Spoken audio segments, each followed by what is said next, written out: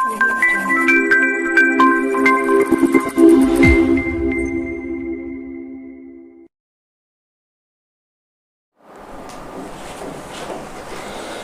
Hi students, how are you. Last lecture में हमने isomerism, structural isomerism में chain isomerism and position isomerism start किया था। हमने अच्छी तरह से पढ़ लिया what is chain isomerism and what is position isomerism. Now we are going to see third one.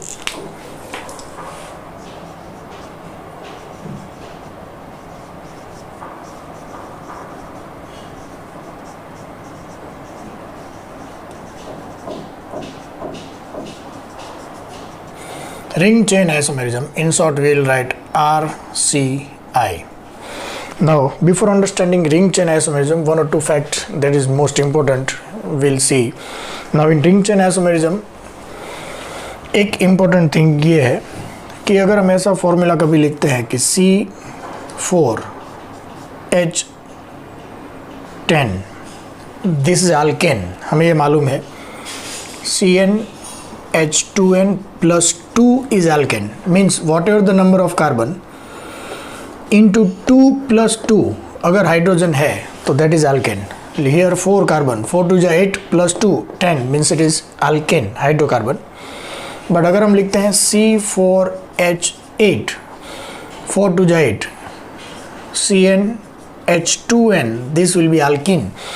दो हाइड्रोजन कम है as compared to alkane, 2 hydrogens are less. तो ये क्या हो सकता है? अल्कीन हो सकता है और साइक्लोअल्केन भी हो सकता है। वो कैसे? लाइक हमारे पास ऐसा फॉर्मूला है CH3 CH2, मैं ऐसे लिखता हूँ CH2 CH3, ये अल्केन ही हुआ ना, CH3 CH2 CH2 CH3, सीधा लिखो या ऐसे लिखो उसमें कोई फ़र्क नहीं पड़ता। मैं ऐसे लिखता हूँ CH3 CH2 CH2 and CH3, यही हुआ CH3 CH2 CH2 CH3, सीधा लिखो या ऐसे फिर घुमा फिरा के लिखो, कोई दिक्कत नहीं है। That is alkane only, butane. This is alkane means यहाँ पे 4 कार्बन एंड 10 हाइड्रोजन्स होंगे, 3 + 3 6 and 4 10, it is alkane. But अगर आपको अल्कीन लिखना है, 2 हाइड्रोजन कम करना है, तो कार्बन की वैलेंसी तो कंप्लीट करनी ही पड़ेगी।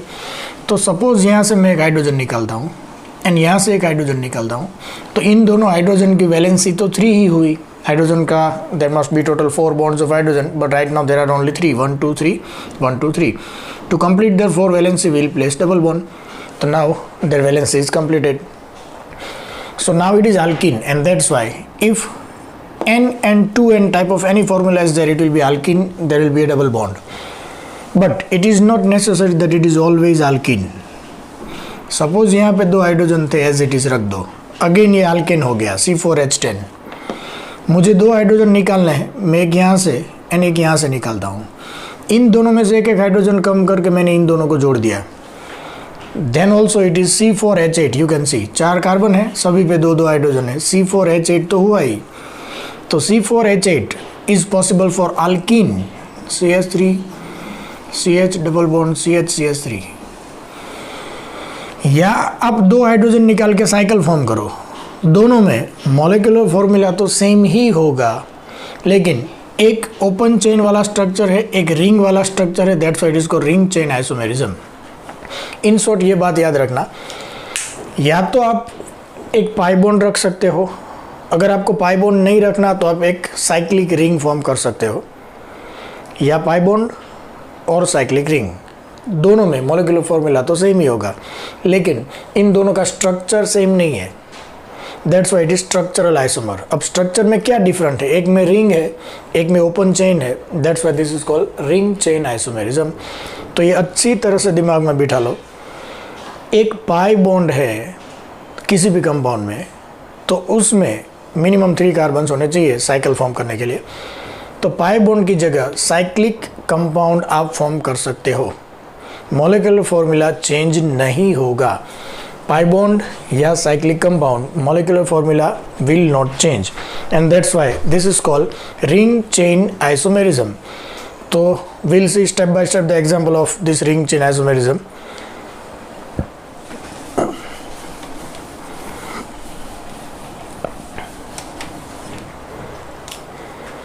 अब रिंग चेन आइसोमेरिज्म में हमने अभी एक एग्जांपल देखा, सेम वैसा एग्जांपल हम आगे देखते हैं।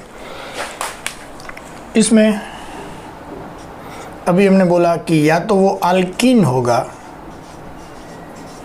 या वो होगा साइक्लोअल्केन। दोनों में मॉलिक्यूलर फॉर्मूला में कोई चेंजेस नहीं आएगा, molecular formula will remain same, alkyne होगा या साइक्लोअल्केन होगा।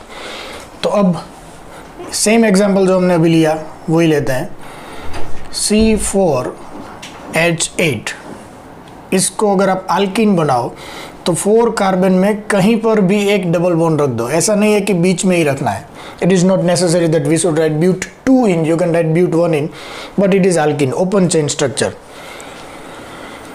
And we'll write CH2, CH2, CH2, CH2। इन दोनों के लिए C4H8 मॉलिक्यूलर फॉर्मूला दोनों में C4H8 ही हुआ, लेकिन एक ओपन चेन है, एक रिंग है।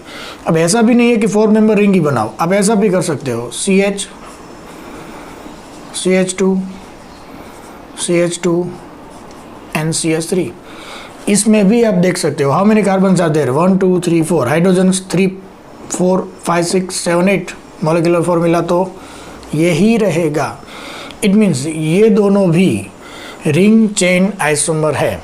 These two are also ring chain isomer. These two are also ring chain isomer.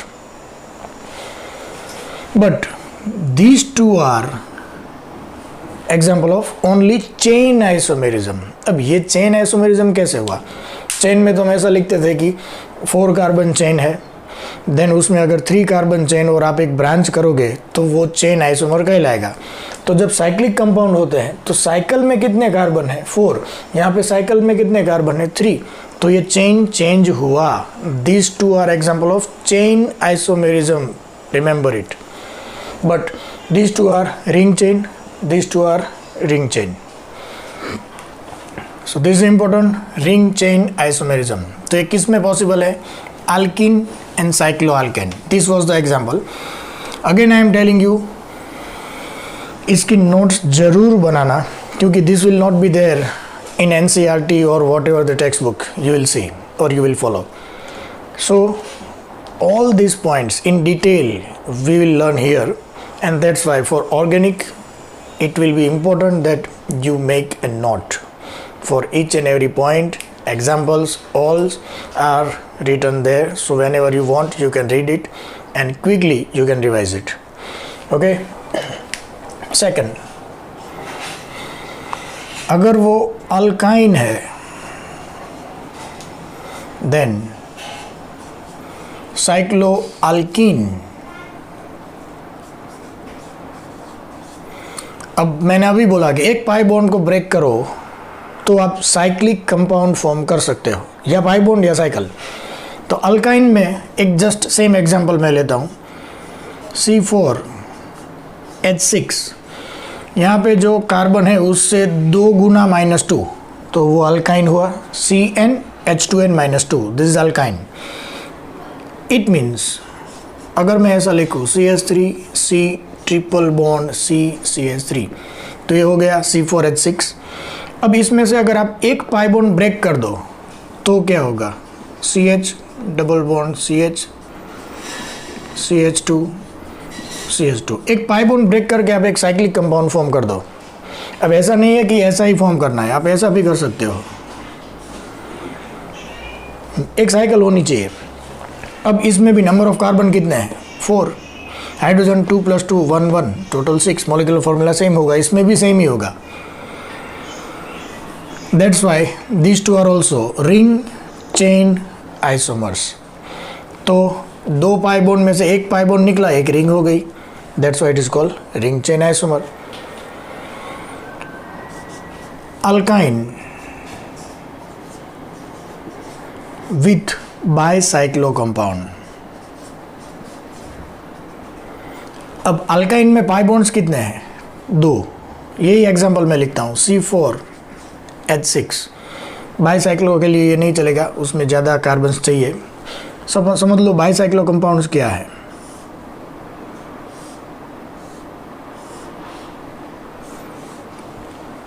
एक नहीं 2 साइकिल्स होंगी उसमें, मीन्स 2 रिंग्स आर देयर। अब ये तो हमें मालूम है, एक पाई बॉन्ड ब्रेक करो एक रिंग बन जाएगी, दूसरा पाई बॉन्ड ब्रेक करो दूसरी रिंग बन जाएगी, means number of carbon hydrogen will remain same. यहाँ पे कितने हैं 1 2 3 4 5 6 7 7 है, C7H12, तो यहाँ पर भी C7H12 ही होगा। इसका एग्जाम्पल आप कोई भी लिख दो,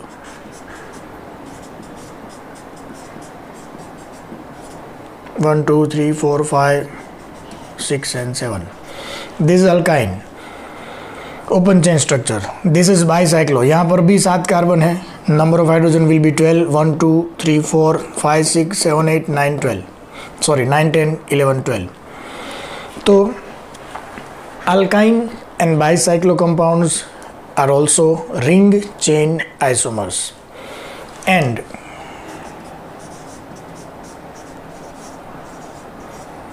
alkyne and spiro compounds. Spiro is actually also a compound which contain 2 rings, but here between 2 rings 2 carbon are common, that is called bridge head carbon. There is a bridge between 2 rings, but in spiro there is only 1 common carbon.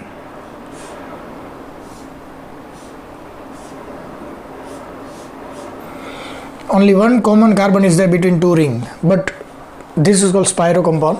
But 2 rings, by breaking of 1 pi bond we can form 1 ring, 2 pi bond we can form 2 ring. Now there is no any extra pi bond is present in that cyclic compound.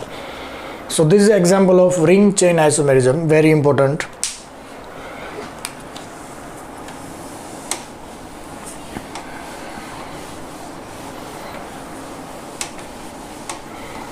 Now one more.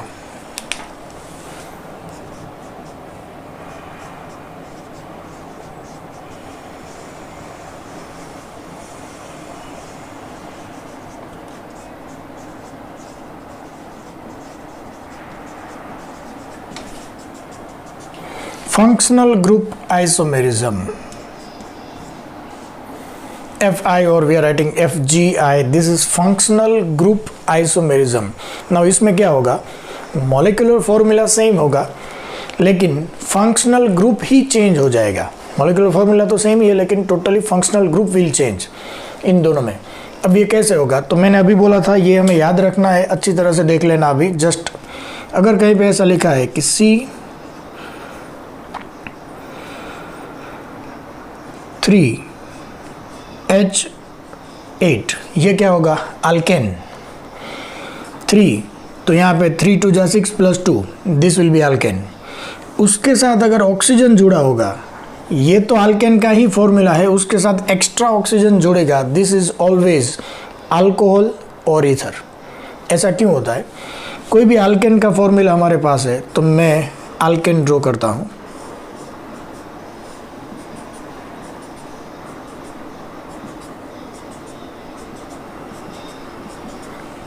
Remove oxygen, C3H8, यहाँ पे 3 carbon है और 3 + 3 6 + 2 8 hydrogen हमारे पास है, this is normal alkane. अब आप इसमें एक ऑक्सीजन एक्स्ट्रा जोड़ दो, कोई हाइड्रोजन कार्बन में चेंज नहीं होगा, यहाँ पर सिर्फ एक ऑक्सीजन कार्बन और हाइड्रोजन के बीच में डाल दो। यहाँ पर सपोज ऑक्सीजन है, बीच में हाइड्रोजन है, बीच में एक ऑक्सीजन ऐड कर दो, दिस इज अल्कोहल। तो आपको अल्केन में से अल्कोहल फॉर्म करने के लिए कार्बन हाइड्रोजन के नंबर में कोई चेंज नहीं करना है, just we have to add oxygen between carbon and hydrogen, that is alcohol. Now it is OH। In short, whenever such molecular formula is written, when number of carbon whatever it is, number of hydrogen will be number of carbon into 2 + 2, number of carbon 3 into 2 6 + 2 8, there must be 8, then this is alkane plus oxygen, it must be alcohol or ether। अब ether कैसे, यही molecular formula रहेगा लेकिन oxygen को आप यहाँ से हटा के इसको डायरेक्ट ज्वाइन करके ऑक्सीजन यहीं बीच में रख दो, that is ether, ROR। Now it is ether, it means alcohol and ether में मॉलिक्यूलर फॉर्मूला में कोई चेंज नहीं आएगा लेकिन फंक्शनल ग्रुप चेंज हो जाता है, that's why these two are called functional group isomers। So right now same example I will write here, alcohol and ether,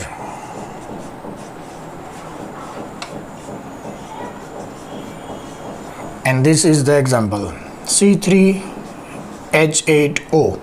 If it was alcohol, example is CH3 CH2 CH2OH. Oxygen was here, CH3 CH2 CH2 and OH. now oxygen को यहाँ से हटा के यहाँ बीच में रख दो तो CH3 CH2 OCH3. this ether ROR. so alcohol and ether is a pair in which you can interchange it, but molecular formula will not change. So molecular formula is same for both C3H8O. one is alcohol, one is ether. That's why these two are called functional group isomer, क्योंकि functional group ही totally change हुआ. ऐसी और कौन कौन सी pairs हैं जो functional group isomers हमें देंगी? ऐसी और pairs हमें चाहिए. तो second,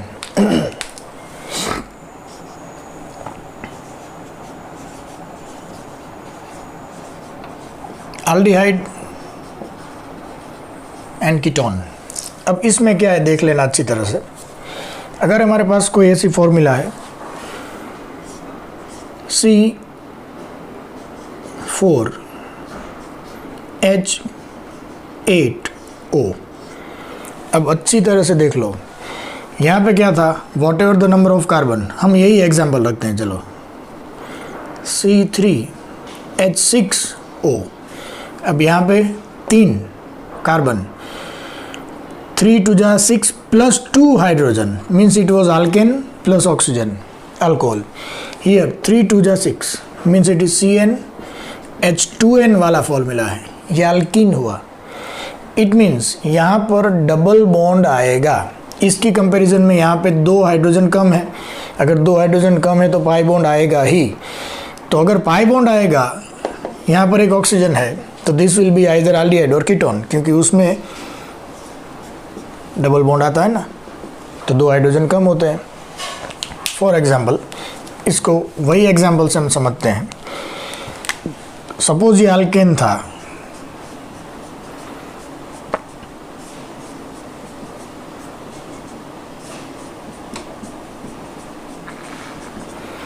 C3H8, this is alkane. अगर इसको आपको अल्कोहल में कन्वर्ट करना है तो यहाँ पे बीच में ऑक्सीजन डाल दो, अल्कोहल हो गया. ईथर में कन्वर्ट करना है तो बीच में ऑक्सीजन डाल दो, ईथर हो गया. लेकिन ये तो अल्केन वाला फॉर्मूला सेम रहेगा. लेकिन अगर 2 हाइड्रोजन कम है तो आपको कहीं पर पाई बॉन्ड फॉर्म करना होगा. तो अब इसमें आप बीच में ऑक्सीजन नहीं डाल सकते, क्योंकि हमें 2 हाइड्रोजन निकालने हैं. तो अगर आप यहाँ से ये 2 हाइड्रोजन निकालते हो तो अब हाइड्रोजन कितने हुए, 3 + 3 हो गए. तो ऑक्सीजन को इससे ही जोड़ दो तो कार्बन की वैलेंसी भी कंप्लीट हो जाएगी. Means it is now ketone. But यहाँ से हाइड्रोजन नहीं निकालते, ये लास्ट वाले कार्बन पर से 2 हाइड्रोजन निकाल के डबल बॉन्ड फॉर्म कर दो, this is aldehyde. It means ketone हो या एल्डिहाइड, मॉलिक्यूलर फॉर्मूला चेंज नहीं होगा, but functional group are different. So these two are pair and that is called functional group isomers, aldehyde and ketone. So इसका same example मैं लिखता हूँ, CH3 CH2 CHO, this is aldehyde, propanol, or CH3 C double bond O CH3, 3 carbon, propanone, ketone, common name acetone. In both of these molecular formula C3H6O, but structure are different. One is aldehyde, one is ketone. That's why functional groups are different. This is called functional group isomers. Now one more important thing.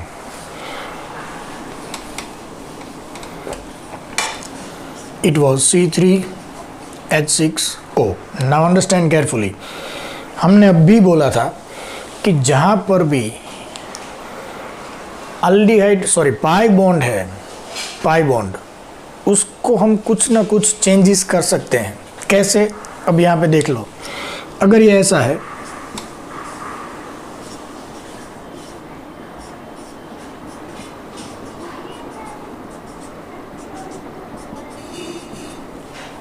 अच्छी तरह से देखना, इसमें number of carbon hydrogen में हम कोई changes नहीं करने वाले. ये पाई बॉन्ड ब्रेक कर दो तो ये दोनों की एक एक वैलेंसी ओपन होगी. बाजू में से एक हाइड्रोजन निकाल के इसको दे दो तो ऑक्सीजन की तो वैलेंसी कंप्लीट हो गई, लेकिन ये कार्बन की और ये कार्बन की एक वैलेंसी बाकी है, तो इन दोनों को पाई बॉन्ड से जोड़ दो। हमें क्या चाहिए, इस स्ट्रक्चर में कहीं ना कहीं एक पाई बॉन्ड होना चाहिए जिससे नंबर ऑफ हाइड्रोजन बैलेंस हो जाए। तो वो पाई बॉन्ड यहाँ था, उसकी जगह हमने यहाँ पे रख दिया। पाई बॉन्ड तो है ही, लेकिन उसकी जगह बदल गई। अगर ऐसा कोई कंपाउंड आता है तो मैं एग्जांपल लिखता हूँ यहाँ पे CH2 double bond COH CH3, ऐसा हो गया। अब इसमें भी नंबर ऑफ कार्बन 3, हाइड्रोजन 3 + 1 + 2 6, एक ऑक्सीजन। तो मॉलिक्यूलर फॉर्मूला तो सेम ही हुआ, लेकिन functional group, is there aldehyde? No. Is there ketone? No. It is totally different. This is called enol. Why it is enol? It is alcohol, but alkene is also there. Alkene means in and alcohol means all. So combinedly it is known as enol. तो अगर आप C double bond O है, उसकी जगह कहीं पर भी pi bond रख के उसको OH में कन्वर्ट कर दो तो भी ये फंक्शनल ग्रुप आइसोमर हुआ, फंक्शनल ग्रुप चेंज हो गया। This is aldehyde, this is ketone, this is इनॉल, this is इनॉल।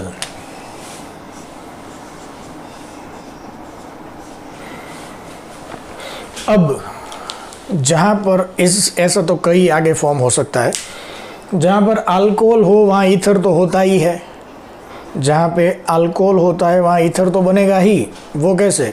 तो यहाँ से ऑक्सीजन हटा दो, ये हाइड्रोजन को डायरेक्ट कार्बन से ज्वाइन कर दो, ऑक्सीजन यहाँ बीच में रख दो, तो ईथर भी हो सकता है, अल्कीन एंड ईथर का कॉम्बिनेशन। तो ऐसे तो कई सारे पॉसिबल होंगे। आगे जहाँ पे पाई बॉन्ड है, पाई बॉन्ड को आप ब्रेक कर दो तो साइकिल भी बना सकते हो। अब वो कैसे? ये 3 कार्बन है ना, तो मैं 3 कार्बन की साइकिल बना देता हूँ, कहीं एक जगह पे OH रख देता हूँ, तो वो ऐसे हुआ CH2 CH2 CH OH, number of carbon 1 2 3, number of hydrogen 2 + 2 4 5 6, वही हुआ। जो पाई बॉन्ड होता है वो आप रिमूव करके साइकिल फॉर्म कर सकते हो। तो ये दोनों भी फंक्शनल ग्रुप आइसोमर तो हुए ही। क्यों? क्योंकि दिस इज इन ऑल, यहाँ पे अल्किन है, this is alcohol, pure alcohol, alkene is not there, it is not enol, it is alcohol. तो these two are also called functional group isomer. So now it is cyclic alcohol.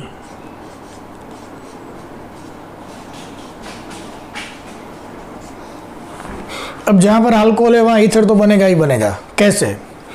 यहाँ से oxygen निकाल दो, यहाँ पे H को इससे combine कर दो, so it will be CH2, और ऑक्सीजन कहीं पर इन दोनों के बीच में रख दो, साइक्लिक ईथर भी हो जाएगा। मॉलिक्यूलर फॉर्मूला सेम ही हुआ, लेकिन फंक्शनल ग्रुप चेंज हो गया। It was alcohol, now this is ether. तो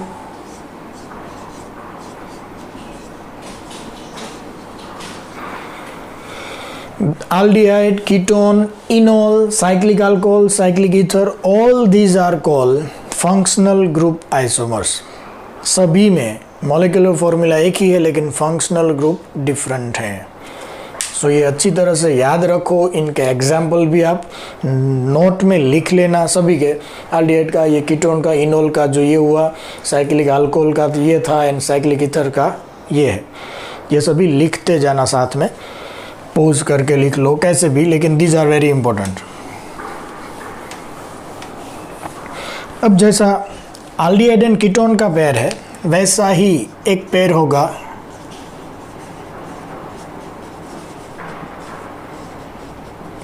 कार्बोक्सिलिक एसिड एंड एस्टर। अब इसका कॉमन फॉर्मूला क्या होगा, अच्छी तरह से देख लो, फॉर्मूला ही बना दो, CH3 CH2 COOH। What is molecular formula? C3H6O2, 3 carbon है, 3 + 2 5 + 1 6 हाइड्रोजन है, 2 ऑक्सीजन है। अब जितने कार्बन है उससे double hydrogen and 1 oxygen, this is aldehyde और कीटोन। अगर 2 oxygen, this is carboxylic acid और एस्टर, ये याद रखो। अब यहाँ पे एस्टर बना दो, CH3 COO CH3। ये CH3 को इस तरफ ले गया, हाइड्रोजन को इधर ले लिया, तो अब ये एस्टर हो गया। लेकिन इसमें carbon 3, hydrogen 6, oxygen 2, formula same ही हुआ। तो carboxylic acid, ester, these are also functional group isomer, क्योंकि इसमें फंक्शनल ग्रुप चेंज हो गया। इसमें हाइड्रोक्सी कार्बोनिल कंपाउंड भी हो सकता है। वो क्या? अगर मैं ऐसे लिखूं CH2OH C double bond O CH3, इसमें भी फंक्शनल ग्रुप चेंज हो गया। This was carboxylic acid, this is ester, this is hydroxy carbonyl, C double bond O means carbonyl compound. तो अब इसमें भी कार्बन कितने हैं? 3, हाइड्रोजन 2 + 1 3 + 3 6, यही हुआ। 2 ऑक्सीजन है, तो ये भी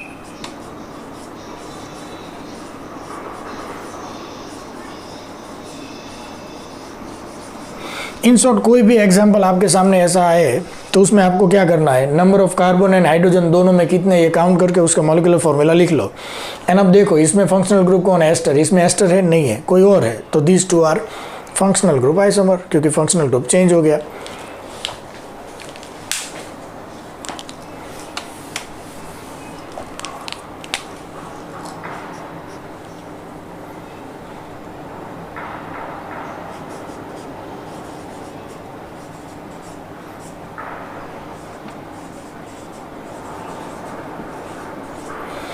Imine and enamine, these 2 are also called functional group isomer.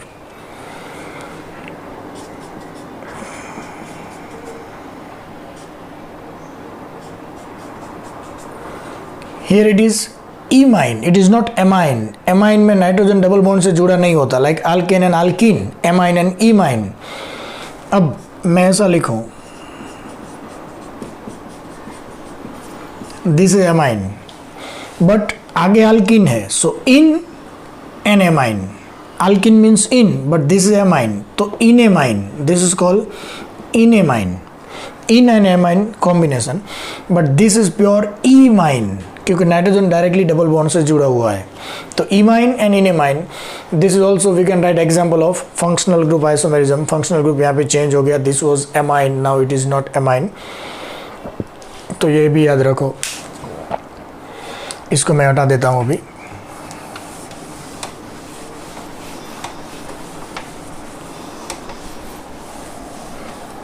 So many examples we can write. Cyanide and isocyanide, दोनों में मोलिकुलर फॉर्मूला तो सेम ही होगा। This is cyanide, this is isocyanide. Number of hydrogen, carbon, nitrogen will be same, but C triple bond and N triple bond is cyanide, isocyanide. Functional group change हो गया, that's why these 2 are also examples of functional group isomerism.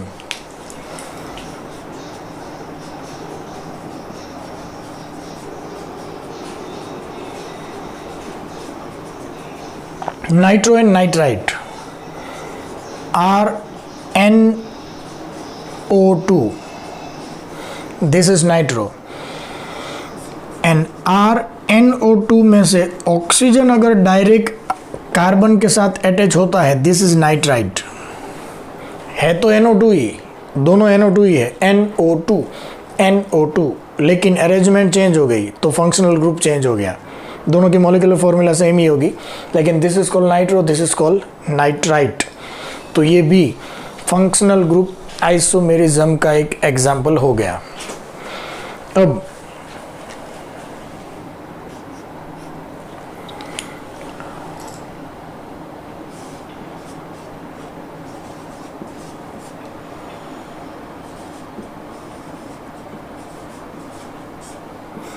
oxime and amide, this is also example of functional group isomer. Actually what is oxime? oxime को मैं short में ऐसे लिखते हैं, C double bond NNOH, यहाँ पे 2 valency में जो भी हो, but this is oxime group and amide group we know CONH2। अब जस्ट एक एग्जांपल ले लेते हैं, CH3 CH double bond NOH। How many carbons are there? 1 and 2। How many hydrogens are there? 3 + 1 4 + 1 5। 1 nitrogen 1 oxygen. अब इसको amide में convert कर दो, CH3 C double bond O NH2 sorry NH2। अब यहाँ पर कार्बन कितने? 2, हाइड्रोजन 3 + 2 5, एक ऑक्सीजन एक नाइट्रोजन। तो दोनों की मॉलिक्यूलर फॉर्मूला सेम हुई, लेकिन फंक्शनल ग्रुप चेंज हो गया। This is oxime and this is amide. So these are also functional group isomers. Again I am telling, ये सब लिख लेना बहुत इम्पोर्टेंट है। वीडियो पॉज करके इसकी एक नोट्स ऑर्गेनिक में आपके पास होनी चाहिए, प्रॉपर नोट होनी चाहिए। लास्ट में यहीं से रिवीजन करना होगा, क्योंकि आपकी बुक कोई भी हो, NCERT या कोई भी, उसमें ये सब कुछ नहीं मिलेगा। अच्छा ध्यान रखना बेटा। Primary, secondary, tertiary amine, these are also functional group isomers. For example, CH3 CH2 N CH3 CH3. This is tertiary amine. Nitrogen is directly attached to 3 carbons, so it is tertiary amine. अब इसको आप ऐसे भी change कर सकते हो, CH3 CH2 NH CH2 CH3। ये carbon को इसके पीछे जोड़ दिया, यहाँ से एक हाइड्रोजन नीचे ले लिया नाइट्रोजन के साथ। तो इसमें भी number of carbon hydrogen nitrogen same ही होगा। इसका मॉलिक्यूलर फॉर्मूला क्या होगा? C4H11 N। काउंट कर लो, कार्बन 1 2 3 4, हाइड्रोजन 3 + 2 5 + 5 10 + 1 11, 1 नाइट्रोजन। इसमें भी आप काउंट कर लो, सेम ही होगा, but this is secondary amine. And third example, CH3 CH2 CH2 CH2 NH2। यहाँ पे nitrogen directly attach to only 1 carbon, 2 hydrogen उसके पास एज इट इज है। This is primary amine. तो इसका भी मॉलिक्यूलर फॉर्मूला तो सेम ही होगा। सो इन तीनों में molecular formula is C4H11N, but structures are different. So these are structural isomer, but उसमें भी पर्टिकुलर कौन सा? These are called functional group isomer। अब जनरली हम बोलते हैं aldehyde एंड कीटोन, ये डिफरेंट फंक्शनल ग्रुप हुआ, alcohol and ether different functional group हुआ, लेकिन these are all amines, but primary amine, secondary amine and tertiary amine are different functional group, so these are also considered as functional group isomerism। याद रखना ये example.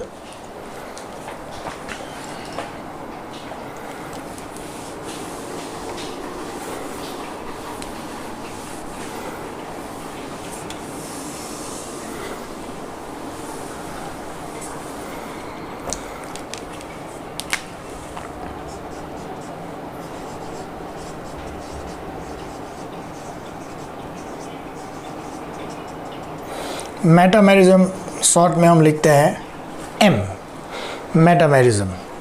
अब इसमें क्या होगा? Molecular formula same होगा, स्ट्रक्चर डिफरेंट तो होगा ही, क्योंकि ये सब स्ट्रक्चरल आइसोमर्स है, लेकिन इसमें फंक्शनल ग्रुप के either side arrangement of carbon will be different. या नंबर ऑफ कार्बन चेंज होगा या अरेंजमेंट चेंज होगी, लेकिन IUPAC नेम चेंज होगा। कैसे? अगर मैं एक एग्जांपल लेता हूँ, CH3 CH2 CH2O CH3, तो यहाँ पे फंक्शनल ग्रुप कौन सा है? ईथर। उसके दोनों साइड फंक्शनल ग्रुप या कार्बन अरेंज हो सकते हो, ऐसा ही फंक्शनल ग्रुप हमें चाहिए। क्योंकि what is metamerism? Metamerism is number of carbon in either side of functional group will change, या उसके अरेंजमेंट चेंज होगी। आइदर साइड मीन्स दोनों साइड पे आप कार्बन रख सको, ऐसा फंक्शनल ग्रुप चाहिए आपको। ईथर चलेगा,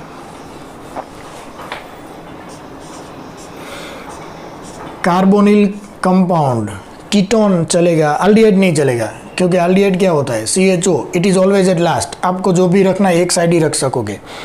कार्बोक्सिलिक एसिड नहीं चलेगा क्योंकि एक साइड ही रख सकोगे। अल्कोहल नहीं चलेगा, हैलाइड नहीं चलेगा, दोनों साइड एटलीस्ट 2 वैलेंसी ओपन होनी चाहिए। S, ये ईथर, दिस इज कॉल्ड थायो ईथर, ये भी चलेगा। प्राइमरी एमाइन नहीं चलेगा लेकिन सेकेंडरी एमाइन चलेगा। प्राइमरी एमाइन में क्या होता है, NH2, तो अब जो भी डालना है एक साइड ही डालो, लेकिन एक हाइड्रोजन कम करके दूसरी वैलेंसी भी ओपन कर दो, नाउ दोनों साइड नंबर ऑफ कार्बन में बी चेंज। टर्सरी एमाइन तो चलेगा ही क्योंकि उसमें तो 3 ओपन वैलेंसी है, तो किसी भी साइड आप कभी भी उसको चेंज कर सकते हो। तो ऐसा कोई भी फंक्शनल ग्रुप हमें लेना है जिसमें at least 2 valency are open. Ester भी चलेगा, C डबल बॉन्ड O, दोनों साइड एक एक वैलेंसी ओपन है, आप कभी कार्बन चेंज कर सकते हो। अब यहाँ पे 3, यहाँ पे 1, इसको हम चेंज करके ऐसा कर दें,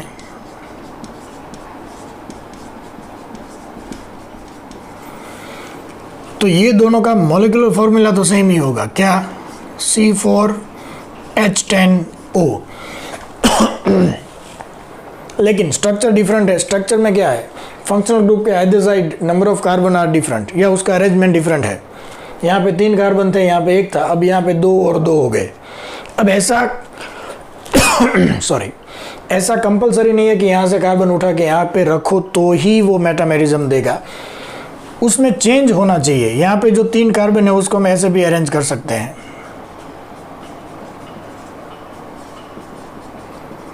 तो ये दोनों भी आप एक साइड देख लो, एक ही कार्बन है, यहाँ पर भी 3, यहाँ पर भी 3, but this is called normal propyl, this is called isopropyl, बीच में से वो ऑक्सीजन के साथ अटैच हुआ ना, तो this 2 are also example of metamerism, this is also example of metamerism.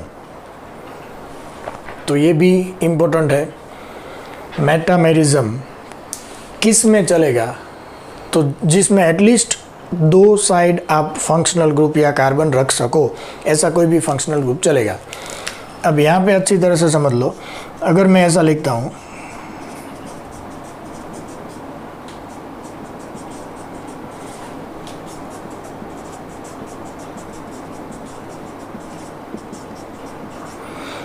This 2, यहाँ पे 3 कार्बन थे, यहाँ पे 1 था, अब यहाँ पे 2, यहाँ पे 1, यहाँ पे 1, this 2 are not example of metamerism, this is not example of metamerism.